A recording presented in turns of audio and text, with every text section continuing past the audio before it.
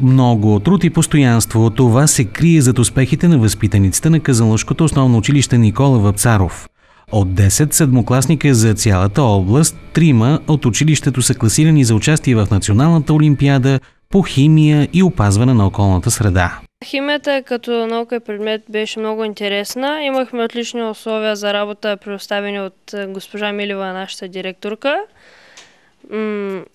Много беше интересно на всички ни и много се радваме, че постигнахме такъв голям успех за нашето училище. Беше забавно. Госпожата ни преподаваше с много голям интерес уроците и за да ги разберем по забавен и интересен начин, а не да се притесняваме. Ние положихме труд, но ние дължим всичко на тях. Ако те не бяха да направят химията и физиката толкова интересни, защото те обясняват и разбираш колко интересни са и колко много нови неща можем да научим. Общо приетото мнение, че химията е труден предмет, оказва се преобръща благодарение на преподавателя Саша Чувитева. Химията всъщност за мен е любим предмет.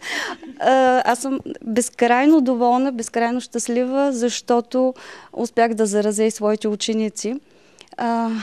Безспорно съм невероятно горда с постигнатите от тях резултати. Всъщност те са отлични не само по химия, а въобще в областта на природните науки. Най-добре представилият се ученик в региона, класиран на национално ниво по физика и астрономия, е 13-годишната възпитаничка на Казанлъшкото училище Десислава Колева.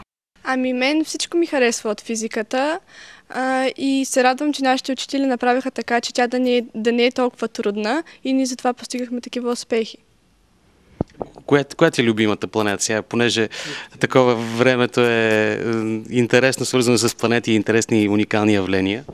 Земята се остава любимата ми планета, защото ние живеем на нея и всички хора живеят на нея. Преподавателят на Десислава Валентина Стефанова коментира, че зад успехите, с които и с основание се гордеят учениците и техните възпитаници, се крие много труд и постоянство. Естествено, че всички успехи не се постигат лесно и че всеки знае, че за това е необходимо упоритост, постоянство и най-вече труд.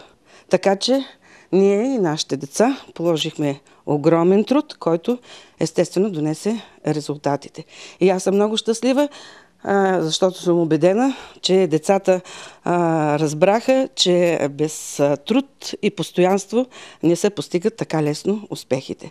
И че наистина човек, когато се стреми и проявява тази упоритост и това трудолюбие, винаги ще донесе успех. Учениците и техните преподаватели вече бяха наградени от ръководството на училище Никола Вапцаров и община Казанлък. Отличия получиха и на специална церемония в Стара Загора.